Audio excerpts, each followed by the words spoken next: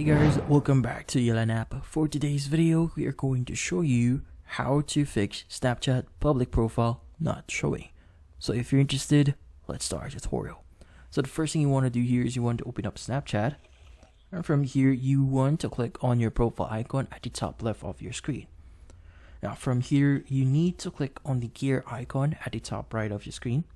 And from here, you want to scroll down a bit until you see the section that says Contact Me. Let's go ahead and click on it.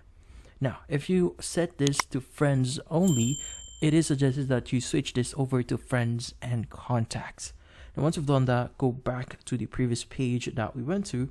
And from here, you now need to look for the option that says See Me in Quick Add.